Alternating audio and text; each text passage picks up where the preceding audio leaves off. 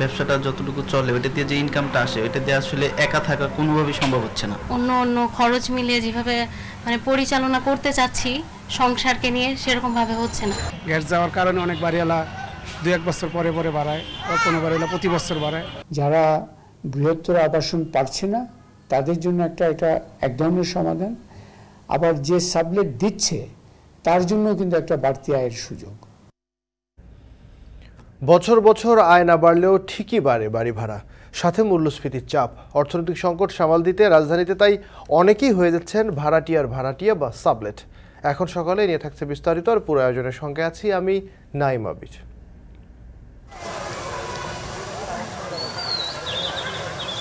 Tomato যখন আমাদের বেশি উঠাল হয় তখন আমরা আসলে গাড়ির সংকটের লিগে আমাদের বাজার থাকে না, অনেক ফসল নষ্ট হয়, আমরা অনেক লস আছি কোলেস্ট্রল না থাকার কারণে। মাল্টিপারপাস কোল্ড স্টোরেজ এমন একটা জায়গায় করা যায় সব কয়েকটা উপজেলা যেন এটা সুবিধা পায়। প্রতি বছর প্রায় 20,000 থেকে 25,000 কোটি টাকা কিন্তু আমাদের লস হচ্ছে।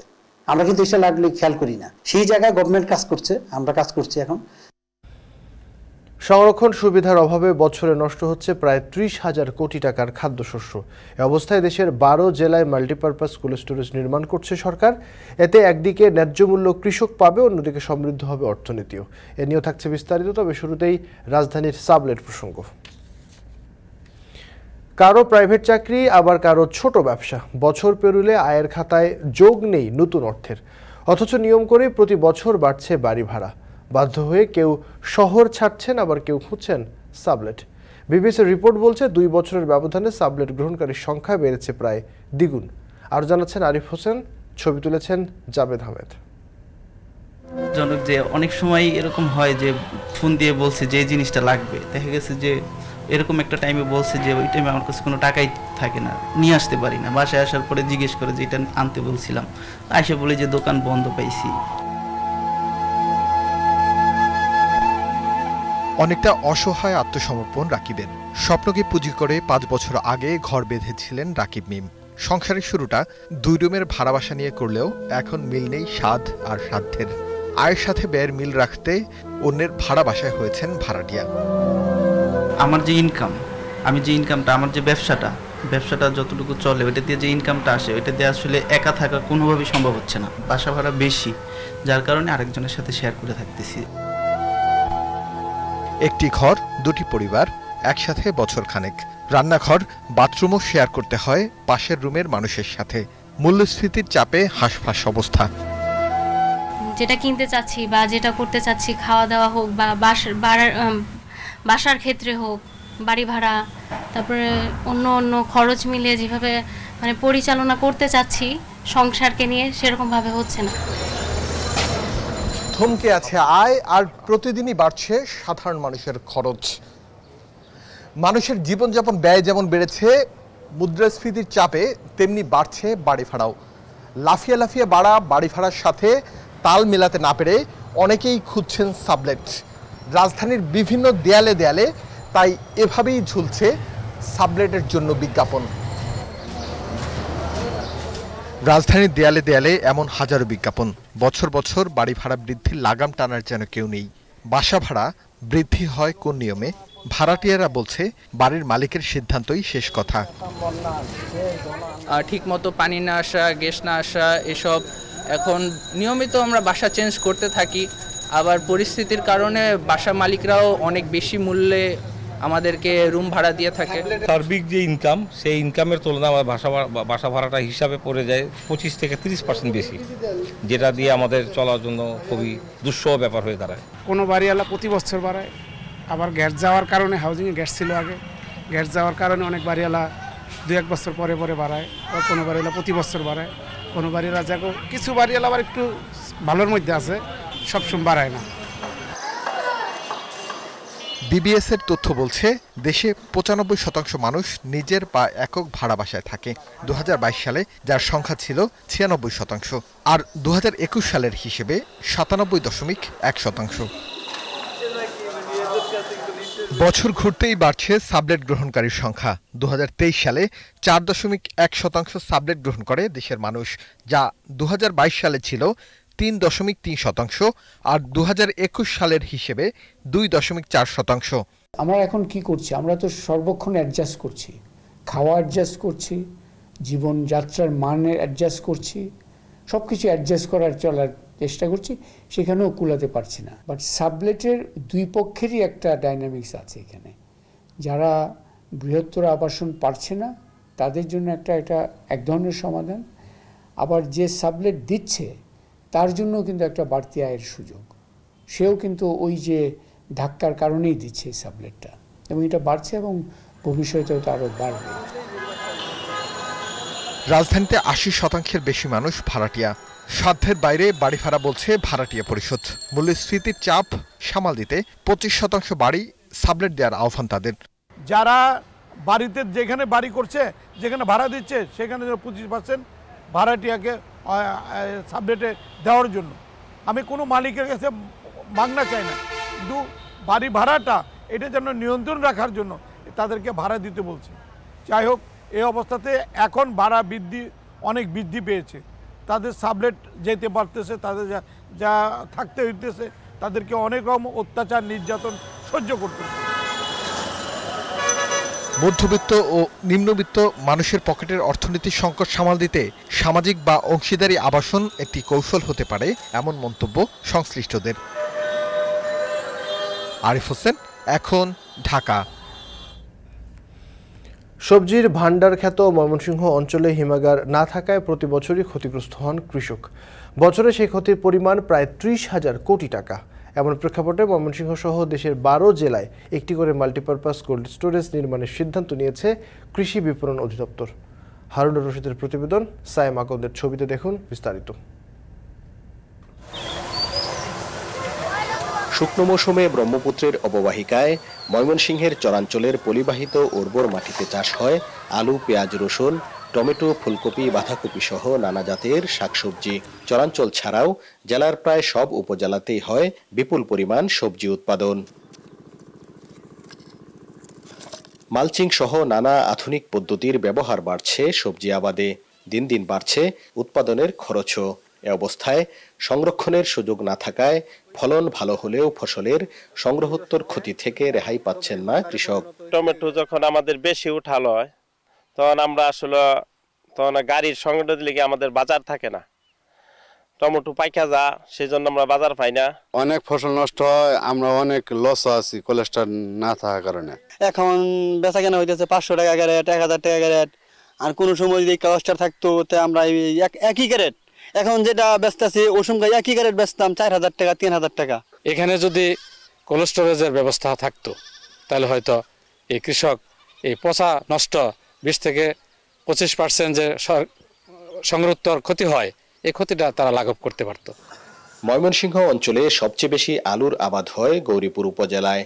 এখানকার স্থানীয় জাতের 40 আলুর চাহিদা রয়েছে দেশ জুড়ে। হিমাগার না থাকায় এখানকার আলু উঠানোর 15 থেকে 20 দিনের মধ্যেই শেষ হয়ে যায়, মেলে না ন্যায্য দাম। কৃষকদের বেশি সমস্যায় পড়তে হয় বীজ আলুর সংরক্ষণ নিয়ে। দূরদূরান্তের হিমাগার ব্যবহারের সুযোগ থাকলেও তাতে কৃষকদের গুনতে হয় বাড়তি খরচ। আপনারা তো দেখতেছেন ব্যাকওয়ার্ড, এই আমাদের রাস্তা নাই, নদী পার হয়ে যাইতে হয়, মাথাত করে নিতে হয়। আবার ঘোড়া গাড়ি দিয়ে ঘুরে নিয়ে গেলে অনেক টাকা তাদেরকে দেওয়া লাগে। আমাদের প্লেস খুব খারাপ। তো উঠায় সাইডে আমার ওই রাস্তার সাইডে নিতে হয়, একটা দিন মজুর লাগে, দেখা যায় ঘোড়ার গাড়ি দেওয়া বা ভ্যান গাড়ি দেওয়া বা অটো দিয়ে আনতে গেলে 20 টাকা, 30 টাকা, 40 টাকা প্রতি ক্যারেটে খরচ হয়। এরিয়ার ভিতরে কোনো কোল্ড স্টোর নাই, তো আমরা করি কি, এই যে মানে ঝুঁকি নিয়ে ঘরের মধ্যে এই মাছা বাঁধি, মাছা বাঁধার পরে মাছার উপরে আলু রাখি, তো আলুগুলা অনেক সময় যায় অনেক নষ্ট হয়ে যায়। কেউ বেশি যায়, কেউ কম যায়। এই তো কয়েক বছর আগে আমার করে পুরোপুরি গেছিল, মাত্র একটা সঙ্গে আছে না, সব গেছিল। বীজের যে আলুটা, এটার জন্য আসলে এই স্থানীয় প্রযুক্তির যেটা, এটা খুব একটা কার্যকরী না, কারণ অনেক বীজের পরিমাণ লাগে, কিন্তু সেটা স্থানীয় কৃষকরা মানে সংরক্ষণ করার খুব কঠিন। এটার জন্য যদি একটা কোল্ড স্টোরেজ থাকতো তাহলে বীজ আলুটা খুব ভালো থাকতো। স্থানীয় পদ্ধতিতে সংরক্ষণ করা এই আলু বীজ সঠিকভাবে পরিচর্যা করতে পারলে রাখা যায় পরবর্তী রোপণ মৌসুম পর্যন্ত। তবে একবার পোকার আক্রমণ শুরু হয়ে গেলে তা আর রক্ষা করা যায় না। অনেক সময় সংরক্ষণ করা আলুর পুরোটাই নষ্ট হয়ে যায়। তারপরও নিরুপায় কৃষক বছরের পর বছর ধরে এভাবেই সংরক্ষণ করছেন তাদের আলু বীজ। কৃষি বিজ্ঞানীরা বলছেন, সংরক্ষণের অভাবে দেশে প্রতি বছর ফসলের সংগ্রহোত্তর ক্ষতি হয় মোট উৎপাদনের প্রায় 20 থেকে 40 ভাগ। টাকার অঙ্কে যা প্রায় 30,000 কোটি টাকা। প্রতি বছর প্রায় 20,000 থেকে 25,000 কোটি টাকা কিন্তু আমাদের লস হচ্ছে। আমরা কিন্তু এটা লাগলে খেয়াল করি না। আপনি একটা পদ্মা ব্রিজ করতে লাগে 30,000 কোটি টাকা, অথচ পোস্ট হারভেস্ট লসটা এত ব্যাপক। সেই জায়গায় গভর্নমেন্ট কাজ করছে, আমরা কাজ করছি এখন। ময়মনসিংহ বিভাগের শেরপুর ও জামালপুর জেলায় 3টি করে হিমাগার থাকলেও ময়মনসিংহ জেলায় একটিও নেই। তবে কৃষি মন্ত্রণালয়ের পার্টনার প্রকল্পের মাধ্যমে ময়মনসিংহ সহ দেশের 12 জেলায় একটি করে মাল্টিপারপাস হিমাগার নির্মাণ করবে কৃষি বিপণন অধিদপ্তর। মাল্টিপারপাস কোল্ড স্টোরেজ নির্মিত হবে এবং যেই সিলেক্টেড 12টা জেলা রয়েছে সে 12টা জেলার মধ্যে একটা জেলা বোধহয় ময়মনসিংহের ফুলবাড়িতেও রয়েছে এবং আমি আশা করছি এটা অতি সম্প্রতি অনুমোদিত হলে আমরা এটা বাস্তবায়নের কাজে নামবো। মাল্টিপারপাস স্টোরেজ কোল্ড স্টোরেজটা এটা যদি এমন একটা জায়গায় করা যায়, মানে কয়েকটা উপজেলা যেন এটা সুবিধা পায়। গত রবি মৌসুমে ময়মনসিংহে প্রায় 21,850 হেক্টর, জামালপুরে 17,230 হেক্টর, শেরপুরে 8,998 হেক্টর এবং নেত্রকোনায় 7,434 হেক্টর জমিতে সবজি আবাদ হয়, যা থেকে সবজি উৎপাদিত হয়েছে প্রায় 11,16,195 টন। ড্রামের উপর ভাসমান এই বাঁশকাঠের নরবরে সেতু দিয়েই বুড়োরচরের কয়েক হাজার একর জমিতে উৎপাদিত কৃষিপণ্য মাথায় করে বাজারজাত করতে হয় কৃষকদের। এতে খরচ যেমন বাড়ে, তেমনি সময়মতো ফসল সংগ্রহ করতে না পারায় বিপুল পরিমাণ ক্ষতির মুখেও পড়তে হয়। উন্নত যোগাযোগ ব্যবস্থার পাশাপাশি ফসল সংরক্ষণের সুবিধা তৈরি করা গেলে বৈপ্লবিক পরিবর্তন ঘটবে চরের অর্থনীতিতে। হারুনুর রশিদ, এখন বুড়োরচর, ময়মনসিংহ। তীব্র তাপপ্রবাহে রাজধানীর কাঁচা বাজারে নষ্ট হচ্ছে শাকসবজি। এতে আর্থিকভাবে ক্ষতিগ্রস্ত হচ্ছেন ব্যবসায়ীরা। তথ্য বলছে গড়ে 4 থেকে 5 লাখ টাকার সবজি নষ্ট হচ্ছে প্রতি রাতে, যদিও সবজি তাজা রাখতে বরফ ও পানির ব্যবহার করছেন আড়তদাররা। আরও জানাচ্ছেন জাভেদ আব্দুল্লাহ। মধ্যরাতে এখন টেলিভিশনের ক্যামেরা বাজারে। জানার চেষ্টা করব কৃষকের জমি থেকে ঢাকায় আসা সবজি এই তীব্র গরমে কি হাল। সিরাজগঞ্জের বেলকুচি থেকে 7 ঘন্টার পথ পাড়ি দিয়ে এক ট্রাক শসা এনেছেন মোতালেব মিয়া। বললেন গরমে পচে যাচ্ছে তার পণ্য। ভয়ে আগেভাগেই 30 টাকা শসা বিক্রি করছেন 7 থেকে 8 টাকা দরে।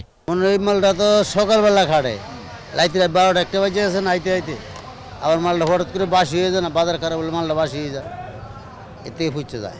আমরা তো মনে এনতে কিনে হলে আমাকে তো এই সাত তো মনে 40-50 হাজার টাকা লস।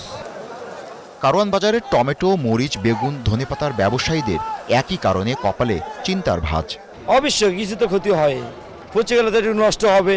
1 কেজি পাতার দাম 100 টাকা, যেমন 10 কেজি হালায় দিলে 1000 টাকা লস। এই কি করবো এখন, গরমের পচে গেছে, ঝড় বৃষ্টি নাই, ঝড় বৃষ্টি হলে তো পুরো ঠিক থাকতো। ব্যবসায়ীরা বলছেন পথে দীর্ঘ সময় এসব পণ্য পরিবহনে থাকে, সেই সঙ্গে তীব্র গরমে বেশিরভাগ শাকসবজি নেতিয়ে পড়ছে। সতেজ রাখতে খরচ হচ্ছে বাড়তি অর্থ। 1 গাড়ি মাল আনতে গেলে তাতে বর্তমানের বাজারে প্রায় 1 থেকে 1.5 লাখ টাকা, প্রায় 30-40 হাজার টাকা মাল নষ্ট হয়ে যেতেছে। যারা খ্যাত করতেছে এখন মনে করেন প্রতি বিঘায় মনে করেন অর্ধেক গাজর পাইতেছে, অর্ধেক পাইতেছে না, বুঝছেন, বাকি সব হালাই দেওয়া লাগতেছে।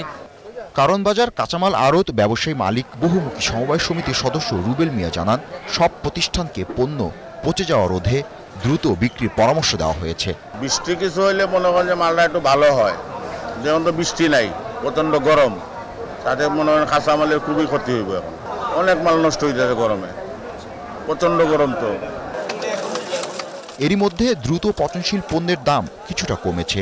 বাজারে ধনিয়া পাতা বিক্রি হচ্ছে 80 থেকে 100 টাকা, শসা 7 থেকে 8, বেগুন 20, টমেটো 22 ও মরিচ 50 টাকা কেজি দরে। ফুলকপি 15 থেকে 20 টাকা, লাউ, কুমড়া প্রতি পিস বিক্রি হচ্ছে 40 টাকা দরে। গরমের তাপমাত্রা কপি খেতে তো ভালো হয় না, জুত হয় না, বুঝছেন, তারপরে তো শুকায় যায়। এই জিনিসটা আমার তো বিক্রি করতে হবে তাড়াতাড়ি গরমের কারণে। এই জিনিসটা যদি বিক্রি আমি তাড়াতাড়ি না করি তাহলে আমার আরো 15,000 বেশি লস হবে। প্রতি রাতে নগরীর কাঁচা বাজারগুলোতে 220 থেকে 240টির বেশি পণ্যবাহী ট্রাক আসে, যা জাগিয়ে রাখে নগরের রাতের অর্থনীতিকে। প্রতি রাতে বিক্রি হয় 7 থেকে 8 কোটি টাকার শাকসবজি। তবে তীব্র গরমে সেই বিক্রি কিছুটা কমে এসেছে। জাবেদ আব্দুল্লাহ, এখন, ঢাকা। জমে উঠেছে সবজির বাজার, দাম ওঠানামা করছে বেশ কয়েকটি সবজির। এ নিয়ে বিস্তারিত জানাতে ময়মনসিংহের মেছুয়া বাজার থেকে যুক্ত হচ্ছেন ইমতিয়াজ আহমেদ এবং সিলেট নগরীর সোবহানীঘাট এলাকার পাইকারি কাঁচা বাজারে আছেন রাকিবুল রফি। প্রথমেই চলে যাচ্ছি ইমতিয়াজ, আপনার কাছে জানাবেন ময়মনসিংহের সবজির বাজার কেমন দেখছেন এবং সবজির দাম নিয়ে ক্রেতা বিক্রেতারা কি বলছেন?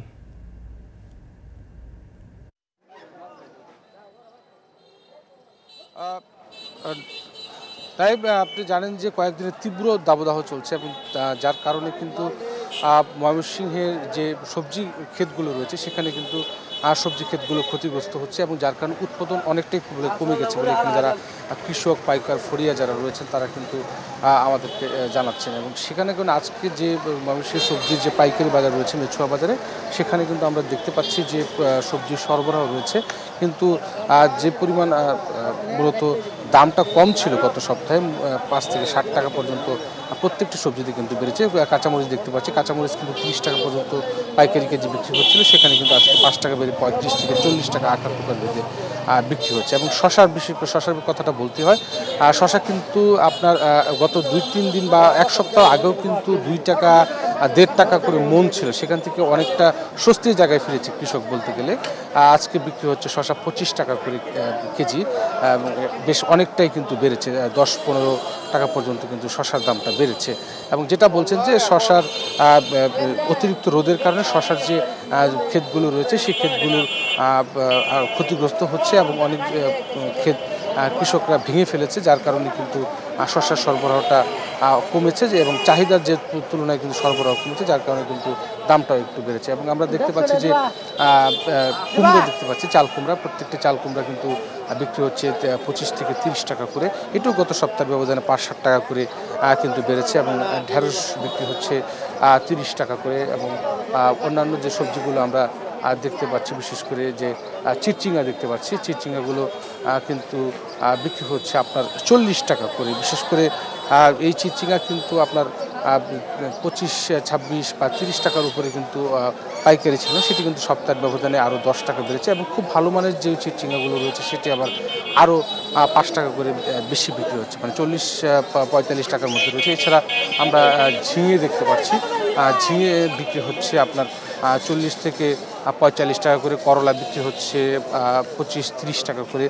এবং অন্যান্য যে সবজিগুলো রয়েছে, বিশেষ করে আলু বিক্রি হচ্ছে আপনার আজকে 48 থেকে সর্বোচ্চ ভালো বেশি মানের দেশি যে ছোটো আলুগুলো সেগুলো বিক্রি হচ্ছে 52 টাকা করে। সব মিলিয়ে বলা যায় আজকে ময়মনসিংহে সরবরাহ ভালো থাকলেও মোটামুটি আজকে গত সপ্তাহের ব্যবধানে কিন্তু 5 থেকে 60 টাকা পর্যন্ত প্রত্যেকটি সবজিতেই কিন্তু বেড়েছে। তবে শশার দামটা তুলনামূলক অনেকটাই বেড়েছে, বিশেষ করে 10 থেকে 15 টাকা পর্যন্ত। সব মিলিয়ে এই ছিল ময়মনসিংহের মেছুয়া বাজার থেকে সবজি পাইকারি দরদামের সর্বশেষ খবর আমার কাছে। ময়মনসিংহ থেকে এবার আমরা যাচ্ছি সিলেটে। রাফি, জানাবেন যে সিলেটে বাজারের কি অবস্থা, বিশেষ করে কাঁচা বাজারের কি অবস্থা? তীব্র তাপপ্রবাহে বাজারের উপর কোনো প্রভাব পড়েছে কিনা, সরবরাহ ঠিকঠাক আছে কিনা, বিস্তারিত বলবেন।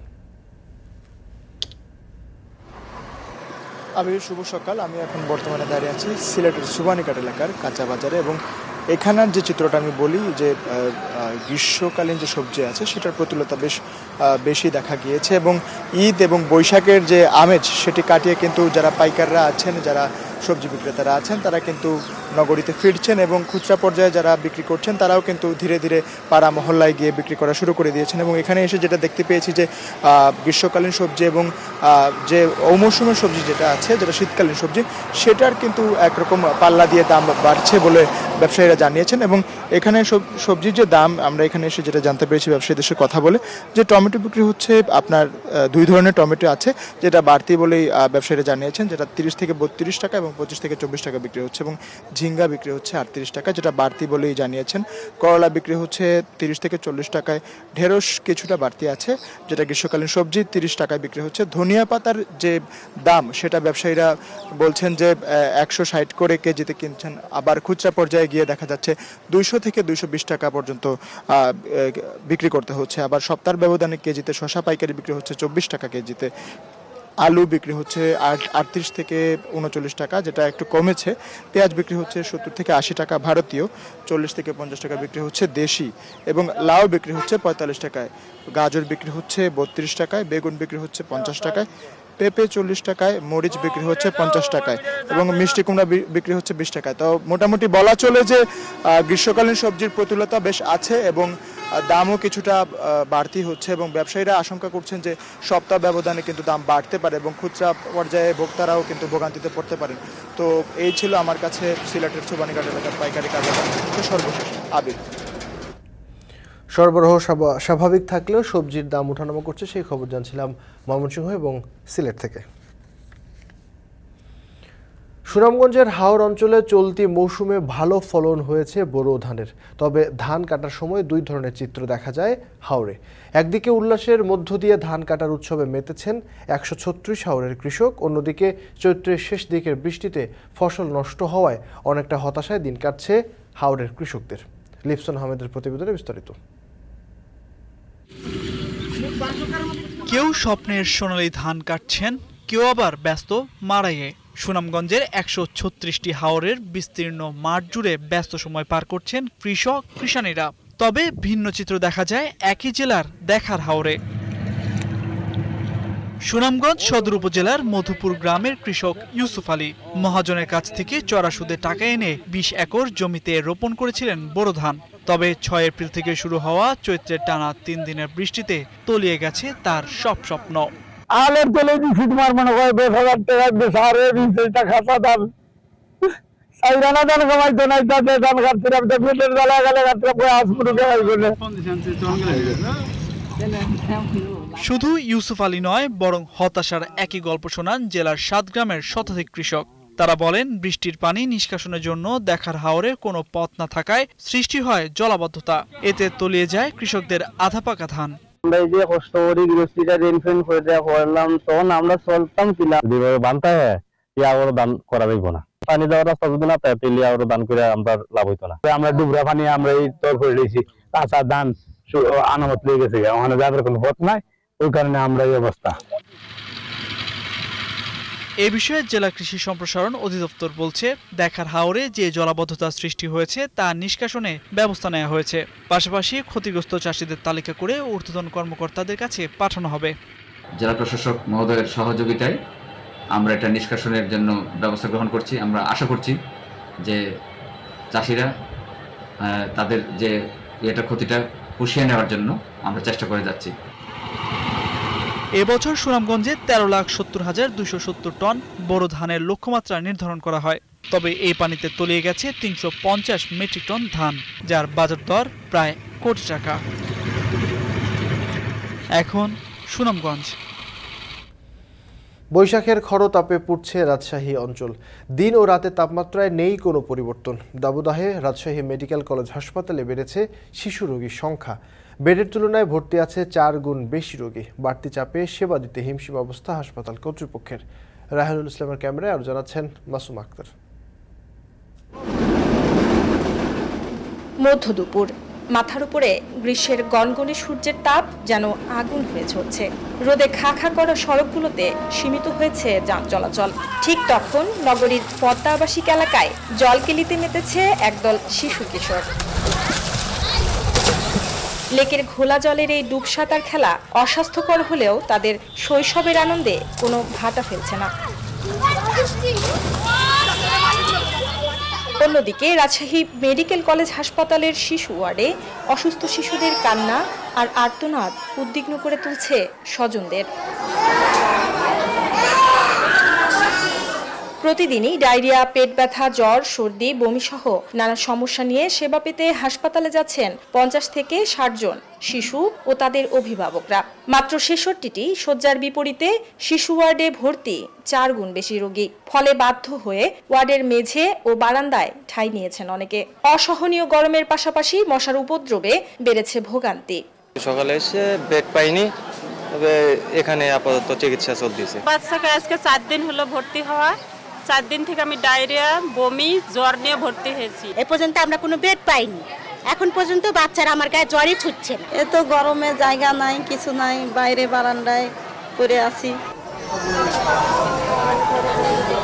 বছরের অন্যান্য সময়ের তুলনায় শীত ও গ্রীষ্মের এই সময়টিতে অসংখ্য রোগী আসেন রাজশাহী মেডিকেল কলেজ হাসপাতালে চিকিৎসা সেবা নিতে। সে কারণে একদিকে এই অতিরিক্ত রোগীর চাপ সামলাতে হিমশিম খেতে হয় রাজশাহী মেডিকেল কলেজ হাসপাতাল কর্তৃপক্ষকে, পাশাপাশি যে সকল রোগীরা আসেন চিকিৎসা সেবা নিতে তাদেরও আনুষঙ্গিক বিভিন্ন ধরনের টেস্ট এবং যে ওষুধপত্র কেনার পিছনে খরচ করতে হয় বাড়তি টাকা। বিভাগীয় এই হাসপাতালে ফ্রি চিকিৎসা দেওয়া হলেও স্বাস্থ্য পরীক্ষা, ওষুধ, যাতায়াত সহ বাড়তি ব্যয়ে ভোগান্তি পোহাতে হচ্ছে নিম্নবিত্তদের। ওষুধটা খালি এখান থেকে পাওয়া যাচ্ছে, আর বাইরে খরচাগুলো করতে হচ্ছে।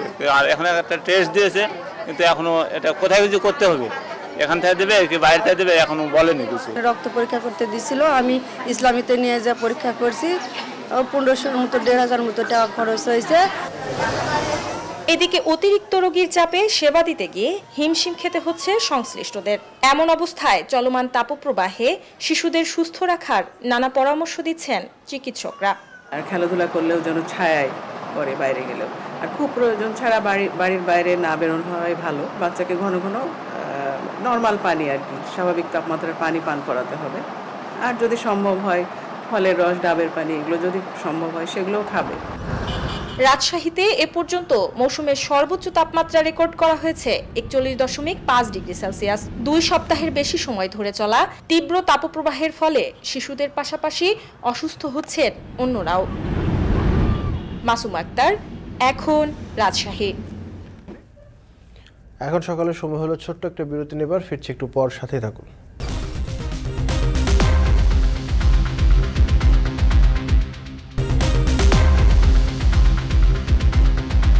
ফিরে এলাম বিরতির পর, দেখছেন এখন সকাল। শৈশবে খেলতে খেলতে অনেকেই হয়তো ভেবেছেন বড় হয়ে জাহাজ চালাবেন, উত্তাল সাগরে হবেন একজন সিন্দাবাদ, কলম্বাস কিংবা হালের ক্যাপ্টেন জ্যাক স্প্যারো। তবে সিনবাদ কিংবা কলম্বাস হতে না পারলেও রয়েছে নাবিক হয়ে সমুদ্র জয়ের সুযোগ।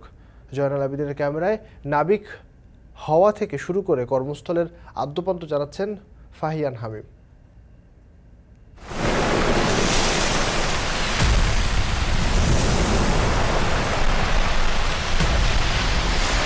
উত্তাল জনশূন্য মহাসাগরের বুক চিরে প্রায় 1000 ফুট দৈর্ঘ্যের এক একটি জাহাজ চালিয়ে নেওয়া সহজ কথা নয়।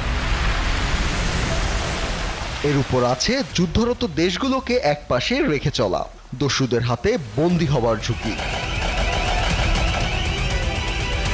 সব মিলিয়ে দূরসাগরে নাবিকের এ জীবন অনেক চ্যালেঞ্জিং।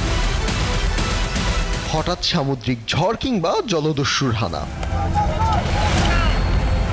সম্প্রতি বাংলাদেশের জাহাজেও এমন বিপদ হানা দেয়, যা থেকে মুক্তিও মিলেছে। তবে চ্যালেঞ্জ যাদের নেশা আর পেশা, তারা পিছু হাঁটে না সেখান থেকে। নাবিকের জীবন রোমাঞ্চকর, বিনা ভিসায় আর কাজের মাঝেই বিশ্বভ্রমণ আর প্রকৃতি দেখার এমন সুযোগ আর কোন পেশায় আছে? কোনো পর্যটক কি দেখতে পারে যা একজন নাবিকের চোখ দেখে? আচ্ছা, ছোটবেলায় আপনারও কি সিন্দাবাদ, কলম্বাস কিংবা জ্যাক স্প্যারো হতে ইচ্ছে করেছিল? তাহলে এবারের গল্পটি আপনার জন্যই। নাবিক হবার জন্য আমাদের দেশে সরকারি এবং বেসরকারি মিলে রয়েছে 9টি মেরিন একাডেমি। এ সকল একাডেমিতে যে কেউ চাইলে ভর্তি হতে পারবেন। তবে ভর্তি হওয়ার জন্য থাকতে হবে বিজ্ঞান বিভাগে ভালো ফলাফল, ভালো শারীরিক গঠন সহ সর্বোপরি সমুদ্র জয়ের তীব্র আকাঙ্ক্ষা। তাহলে চলুন জেনে নেই নাবিক হবার শুরু থেকে কর্মস্থলের আদ্যপান্ত। মেরিন একাডেমিতে ভর্তির জন্য এইচএসসি পাশ করে বসতে হবে মেরিন এন্ট্রান্স পরীক্ষায়। পরে 2 বছরের প্রিসি কোর্স শেষে একজন ক্যাডেট সমুদ্রগামী জাহাজে উঠে হাতে কলমে কাজ শিখতে। এতদিন যা শিখলাম, যা দেখলাম, তা আসলে জাহাজে উঠে জাহাজকে সরাসরি অবজার্ভ করে আমি কেমন এক্সপিরিয়েন্স করব, এই জিনিসটা ভাবতেই একটা রোমাঞ্চকর অনুভূতি নিজের মধ্যে কাজ করে। ইন্টার্নশিপ শেষ করে আরেকবার বছরখানেকের জন্য ক্যাডেটরা ফিরে আসেন একাডেমিতে। 1 বছরের জন্য ফের বসতে হয় পড়ার টেবিলে। এরপর বিশ্ববিদ্যালয় থেকে ডিগ্রি নেয়া এবং নৌ পরিবহন অধিদপ্তর থেকে ডেক অফিসারের সিওসি বা যোগ্যতা সনদ। শিক্ষা জীবনের এ পর্ব শেষ করেই বিদেশগামী দেশি বিদেশি জাহাজগুলোতে চাকরি পাওয়ার জন্য পুরোপুরি প্রস্তুত হয়ে যান স্নাতকরা। ফার্স্ট কম্পিটেন্সি লাইসেন্স কোয়ালিফাই করে এবং সে থার্ড অফিসার বা অ্যাক্টিং থার্ড অফিসার হয় তখন তার বেতন প্রায় $2,500 থেকে $3,000 হয়। যখন সে সেকেন্ড অফিসার হয় তারপরে ধাপে, তখন তার বেতন সে এক্সপেক্ট করতে পারে $4,000 থেকে $5,000 মতো। তো এখন মিনিমাম একটা ক্যাপ্টেনের স্যালারি $8,000, ম্যাক্সিমাম স্যালারি হতে পারে $15,000-16,000 হতে পারে। নাবিক হওয়ার এই স্বপ্নযাত্রায় খরচের হিসেব মেলানো যাক এবার। 2 বছরের প্রিসি কোর্সের জন্য সরকারি মেরিন একাডেমিতে খরচ হয় প্রায় $1 লাখ, আর বেসরকারিতে $13 লাখ টাকার মতো। 1 বছরের পেইড ইন্টার্নশিপে ক্যাডেটরা মাসে আয় করেন $500 মতো, যা টাকার হিসেবে প্রায় 55,000। অপরদিকে সরকারি একাডেমিতে বিএসসির খরচ হয় প্রায় $50,000 টাকা, আর বেসরকারিতে প্রায় $3 লাখ টাকা। নৌ পরিবহন অধিদপ্তরের তথ্য বলছে বর্তমানে দেশে নিবন্ধিত নাবিকের সংখ্যা প্রায় 7,000, আর নাবিক এবং অফিসার মিলে এই সংখ্যা দাঁড়ায় 19,000। তাদের বার্ষিক আয় প্রায় $4,000 কোটি টাকা। নাবিক এবং অফিসার সব মিলে আমাদের আয় হচ্ছে গত বছরের এস্টিমেটে এটা ছিল 3,943 কোটি টাকা, এবং যদি আমরা কিছু প্লাস মাইনাস ধরি ডলারে প্রায় 400 মিলিয়নের কাছাকাছি। এটা দেশের অর্থনীতিতে সরাসরি ভূমিকা রাখছে। আন্তর্জাতিক বাজারে বাংলাদেশি ক্যাডেটদের চাহিদা বাড়ছে, তবে ভিসা জটিলতার কারণে নিয়োগ পেলেও বিশ্বের খ্যাতনামা শিপিং কোম্পানির চাকরিতে যোগ দিতে পারছে না বাংলাদেশি নাবিকরা। কিছু কিছু দেশে আমাদের ভিসার কিছু সমস্যা হয়, এই কারণে চাকরি পেতে সময় লাগে।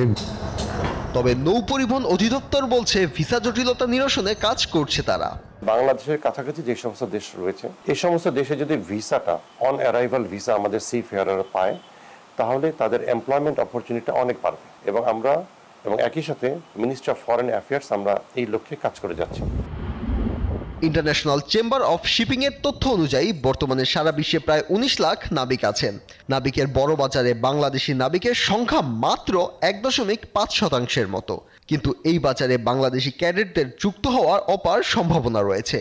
এখন ক্যাডেট প্রশিক্ষণের সুযোগ সুবিধা বাড়ানো হলে বিশ্ববাজারে বাংলাদেশি ক্যাডেটদের অংশগ্রহণ আরও বাড়ানো সম্ভব হবে বলে মনে করছেন সংশ্লিষ্টরা।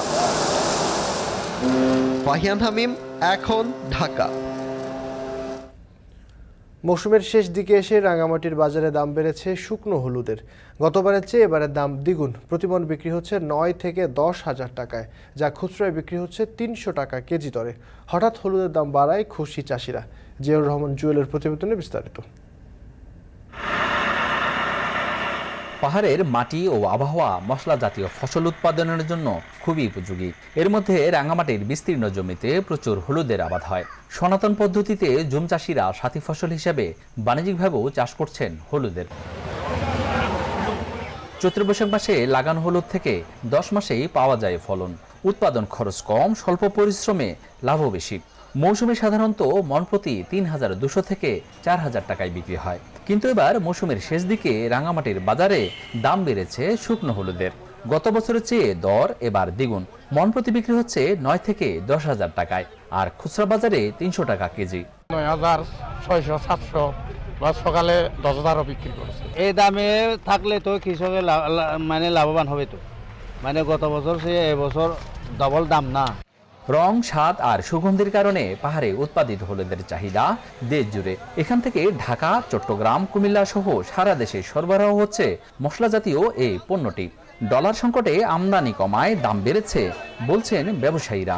এনের হলুদের মান অত্যন্ত ভালো, এই কারণে আমরা রাঙ্গামাটি আসি। যত্ন সহকারে সিদ্ধ করে এবং পরিষ্কার পরিচ্ছন্ন, কোনো নোংরা ধুলাবালি নাই। কোম্পানির চাহিদা বলেন, সবগুলো মালের কোয়ালিটি এতই উন্নত, এই জন্য এই মালের চাহিদা বেশি, দামটা বেশি। রাঙামাটির পাহাড়ে শিলং, পাবনা ও দেশি জাতের হলুদের চাষাবাদ হয় বেশি। তবে ভালো মানের হলুদ চাষের পরামর্শ দেয় কৃষি অফিস।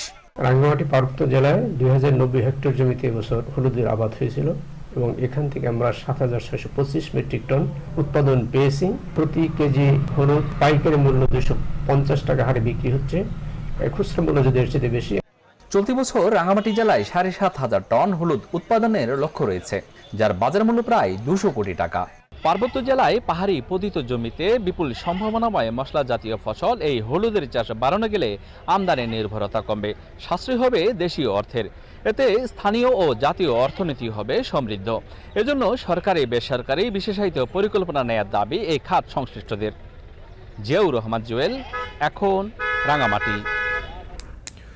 পটুয়াখালীর মৃৎশিল্পে এসেছে বৈচিত্র্য। নিত্যপণ্যের বাইরে এখানে তৈরি হচ্ছে হরেক রকম শোপিস, যা দেশের চাহিদা মিটিয়ে চলে যাচ্ছে বিশ্ববাজারে। সরকারি পৃষ্ঠপোষকতা আর স্বল্প সুদে ঋণ পেলে এই শিল্প আরও এগিয়ে যাবে বলে মনে করছেন সংশ্লিষ্টরা। পটুয়াখালী থেকে সৈয়দ হুমায়ুন কবিরের তথ্য ও ছবি নিয়ে প্রতিবেদন। মৃৎশিল্পীদের তীক্ষ্ণ দৃষ্টিতে ঘুরছে চাকা।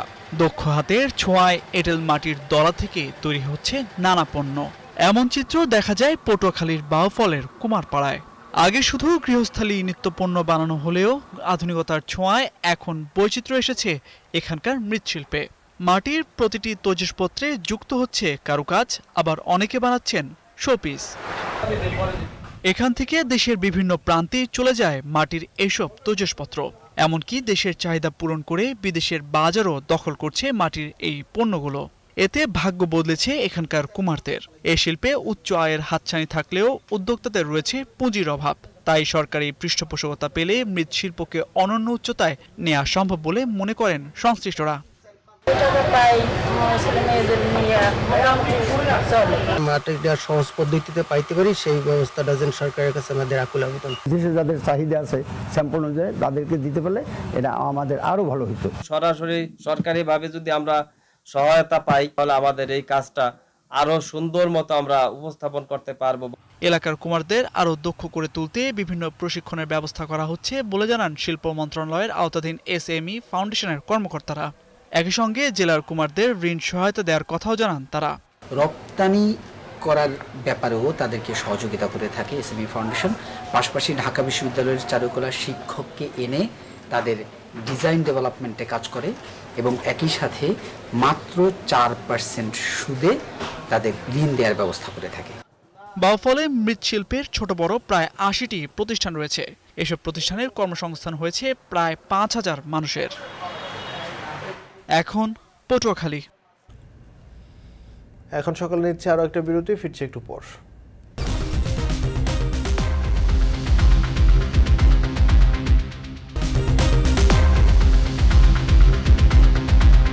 দেখছেন এখন সকাল। বিশ্বের অর্ধেক প্লাস্টিক দূষণের পেছনে দায়ী 7টি ফার্ম। গবেষণা প্রতিবেদনে বলা হয়, যেভাবে প্লাস্টিকের উৎপাদন বাড়ছে সেই সঙ্গে পাল্লা দিয়ে বাড়ছে প্লাস্টিক দূষণ, যা 5 গিরিস ইনস্টিটিউট বলছে প্লাস্টিক দূষণে উল্লেখযোগ্য ভূমিকা রাখছে নেসলে, পেপসিকো, কোকাকোলার মতো কোম্পানি। বিস্তারিত জানাচ্ছেন ঈশিতা ব্রহ্ম। স্বেচ্ছাসেবীদের একটি আন্তর্জাতিক দল 84টি দেশ থেকে গেল 5 বছরে 18,70,000 প্লাস্টিক বর্জ্য সংগ্রহ করে। বেশিরভাগই একবার ব্যবহৃত হয় এমন প্লাস্টিক, যা ব্যবহার করা হয় খাবার, কোমল পানীয় আর তামাকজাত পণ্য প্যাকেটজাত করতে। এর মধ্যে অর্ধেকেরও কম প্লাস্টিক কোম্পানি ফিরিয়ে নেয়, বাকিগুলোর কোনো দায়িত্বই নেয় না কোনো প্রতিষ্ঠান। স্টকহোম সহনশীলতা কেন্দ্রের গবেষণা বলছে, প্লাস্টিক উৎপাদন কে করছে সেটা কারো অজানা নয়, কিন্তু দায়িত্ব কেউ নিতে চায় না। এই প্লাস্টিকগুলো বহুজাতিক প্রতিষ্ঠানের পণ্যের মাধ্যমে গ্রাহকের কাছে পৌঁছায়। এর মধ্যে অল্ট্রিয়া আর ফিলিপ মরিস 2% প্লাস্টিক বর্জ্যের জন্য দায়ী। ড্যানন আর নেসলে উৎপাদন করে 3% প্লাস্টিক বর্জ্য, পেপসিকো 5% আর কোকাকোলার প্লাস্টিক বর্জ্য উৎপাদনের পরিমাণ সর্বোচ্চ 11%। সংবাদ মাধ্যম দ্য গার্ডিয়ান কোম্পানিগুলোর সঙ্গে যোগাযোগ করলে পেপসিকো জানায়, পুনর্ব্যবহার করা যায় এমন প্লাস্টিক দিয়ে 2025 সালের মধ্যে 100% পণ্য প্যাকেটজাত করার প্রতিশ্রুতি দিয়েছে তারা। নেসলে জানিয়েছে, গেল 5 বছরে একবার ব্যবহার করা যায় এমন প্লাস্টিকের ব্যবহার প্রায় 15% কমিয়ে এনেছে তারা। বিভিন্ন স্বেচ্ছাসেবী সংস্থা পদক্ষেপ নিলেও উল্লেখযোগ্য হারে কমছে না প্লাস্টিকের ব্যবহার। 2000 সালের শুরু থেকে এখন পর্যন্ত প্লাস্টিকের উৎপাদন বেড়ে দ্বিগুণ হয়েছে, যেখানে মাত্র 9% প্লাস্টিক পুনঃপ্রক্রিয়াজাত করা যায়। বহুজাতিক প্রতিষ্ঠানগুলোর ওপর করা গবেষণা বলছে, 1% প্লাস্টিকের উৎপাদন বাড়লে সঙ্গে সঙ্গে 1% প্লাস্টিক দূষণ বাড়ছে। তবে এই গবেষণায় নেই চীন, কোরিয়া আর জাপানের প্লাস্টিক দূষণের তথ্য কিংবা পুনঃপ্রক্রিয়াজাতকরণের ভবিষ্যৎ কোনো পদক্ষেপ। প্রতিবেদনে বলা হয়, প্রতি বছর কোম্পানিগুলো 40 কোটি টন প্লাস্টিক উৎপাদন করছে। বিজ্ঞানীরা বলছেন, বিশ্ব যখন জলবায়ু পরিবর্তন, ক্ষতিগ্রস্ত জীববৈচিত্র্য আর দূষণের সঙ্গে লড়ছে, সে সময় প্লাস্টিক দূষণ নিয়ে নেই সুনির্দিষ্ট কোনো নীতিমালা। এখনই সচেতন না হলে বিশ্বকে চরম সংকটের মুখে ফেলতে পারে প্লাস্টিক, এমন আশঙ্কা করছেন বিজ্ঞানীরা। যদিও হোটেলে শ্যাম্পু প্যাকেটজাত করার ছোট বোতল আর মুদি পণ্যের জন্য প্লাস্টিক ব্যাগের ব্যবহারের উপর নিষেধাজ্ঞা দিয়ে একটি আইন পাশ হয়েছে ইউরোপিয়ান পার্লামেন্টে। ইউরোপীয় ইউনিয়নের এই নীতির এখনো অনুমোদন প্রয়োজন ইইউর সদস্য দেশগুলোর কাছ থেকে। পরিবর্তন আসতে পারে খাদ্য ও পানীয় প্রস্তুতকারক প্রতিষ্ঠান আর রেস্টুরেন্টের প্যাকেজিংয়ে। 2030 সাল থেকে ইইউতে নিষিদ্ধ হবে ফল, সবজি, মুদিপণ্য, রেস্টুরেন্টের খাবার আর ছোট কসমেটিক্স পণ্যে প্লাস্টিক প্যাকেজিংয়ের ব্যবহার। 2029 সালের শুরু থেকে একবার ব্যবহারযোগ্য প্লাস্টিকের বোতল আর ক্যান সংগ্রহ করা হবে প্রতি বছর। ঈশিতা ব্রহ্ম, এখন বিশ্ব। কানাডায় অভিবাসীদের সংখ্যা কমিয়ে আনার সিদ্ধান্তে হতাশ বাংলাদেশিরা। শিক্ষার্থী কমানো, অস্থায়ী বাসিন্দাদের আপাতত স্থায়ী না করার খবরে বেড়েছে শঙ্কা। যে কয়টি প্রদেশ পার্মানেন্ট রেসিডেন্স দিত, আবাসন ও কাজের সংকটে তারাও এখন হাঁটছে পেছনের পথে। কানাডা থেকে আরও জানাচ্ছেন সৈয়দ ইফতেখার। উন্নত দেশ কানাডায় স্থায়ী হতে চান না এমন মানুষ খুঁজে পাওয়া দুষ্কর ছিল গেল বছরও। তবে কয়েক মাসের ব্যবধানে অনেকটা বদলেছে দৃশ্যপট। সরকারের কঠোর অভিবাসন নীতির কারণে সবকিছু এখন এলোমেলো। মূলত আবাসন সংকট দূর করা ও অন্যান্য প্রয়োজনীয় নাগরিক সেবা বাড়ানোর লক্ষ্যেই এই উদ্যোগ বলে দাবি করা হচ্ছে। এই তো গেল বছরই নতুন করে ঘোষণা আসে আগামী 3 বছরে কমপক্ষে 15 লাখ অভিবাসী নেবে উত্তর আমেরিকার দেশটি। 2024 থেকে 26 সালের মধ্যে কয়েক ধাপে এই রেকর্ড সংখ্যক অভিবাসী নেওয়া হবে বলে জানানো হয়। তবে অভিবাসন মন্ত্রণালয় নতুন করে বলছে তারা হ্রাস করছে অস্থায়ী বাসিন্দাদের সংখ্যা, অর্থাৎ কমিয়ে আনা হচ্ছে স্থায়ীকরণ বা পার্মানেন্ট রেসিডেন্সি পিআর দেওয়ার বিষয়টি। যে গুটি কয়েক প্রদেশ এই বিষয়ে সহায়তা করত তারাও এখন পিছপা হচ্ছে। বাড়ি ভাড়া বাড়ছে হু করে, দ্রব্যমূল্যের ক্রম ঊর্ধ্বগতি, কিংবা আমরা বলতে পারি হসপিটালের জরুরি বিভাগে চিকিৎসা সেবা পেতে হলে একজন রোগীকে 20 ঘন্টারও বেশি সময় ধরে অপেক্ষা করতে হচ্ছে। তাহলে দেখা যাচ্ছে সরকারের হাতে অভিবাসনের রেশ টেনে ধরা ছাড়া অন্য কোনো গতি এই মুহূর্তে নাই। সম্প্রতি কানাডায় বিদেশি শিক্ষার্থীর সংখ্যা কমানোর সিদ্ধান্ত দেয়া হয়, যার অন্যতম কারণ আবাসন সংকট। কাজের সুযোগ দেয়া হচ্ছে না শিক্ষার্থীদের স্ত্রী বা স্বামীদের। এরই মধ্যে বেড়েছে ভিনদেশি কর্মীর সংখ্যাও। অনেকে এসেছেন ভিজিট ভিসায়। এতে পাল্লা দিয়ে বাড়ছে অস্থায়ী বাসিন্দার সংখ্যা। সব মিলিয়ে বিরোধীদের রাজনৈতিক চাপের মুখে জাস্টিন ট্রুডো সরকার। কনজারভেটিভদের অভিযোগ, শিক্ষা, স্বাস্থ্যখাত সহ নানা জরুরি সেবা ব্যাঘাতের মূল কারণ অভিবাসীরা। তাই এখন কানাডা সরকার আগামী 3 বছরের মধ্যে এই সংখ্যা কমিয়ে আনবে। ঘোষণা অনুযায়ী বর্তমানে যে পরিমাণ বিদেশি অস্থায়ী ভিত্তিতে কানাডায় বসবাস করছেন, প্রতি বছর তাদের 6.5% হারে কমানো হবে। সৈয়দ ইফতেখার, এখন কানাডা।